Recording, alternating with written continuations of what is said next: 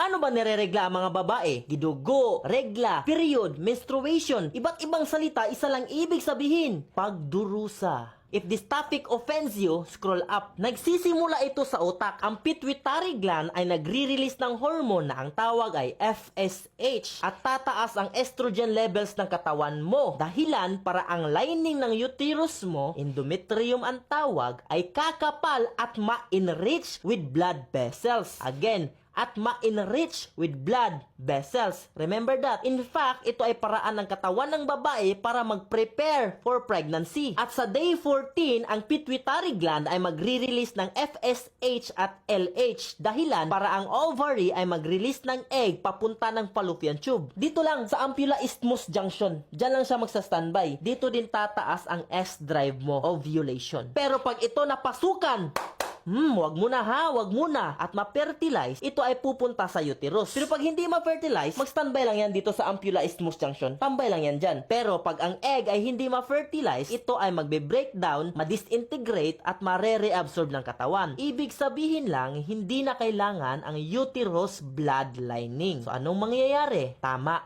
Lalabas ang dugo sa women's reproductive organ, resulting to regla. Nagets? Para sa mga kalalakihan natin dyan, normal ito, hindi mo alam gano'ng kasakit yan, hindi mo katawan yan, tumahimik ka. Okay, bye, tumahimik na lang tayo. And to our upcoming women, normal ito, wag mong ikahiya. Again, normal ito, wag mong ikahiya. And I'm reminding you na itapon ang used napkin properly sa mga garbage bins ha. Wag nyong isipit sa mga sulok-sulok ng CR, okay? May gusto lang akong sabihin. Hindi ko po gustong maka-offend sa kababaihan. Lalaki po ako. Hindi ko po alam ang pakiramdam ng pinagdadaanan ninyo bilang isang babae. Pero, I noticed na may teenage girls nanonood ng videos ko. And I believe we should talk about it and they should know their body. And as a kuya, I'm just using my platform properly. Ako si Kuya Bubbles and my dream is to become the next Kuya Kim. And if you want to know more facts about science, animals, and everything dito sa mundo, just follow me. That is what I discovered.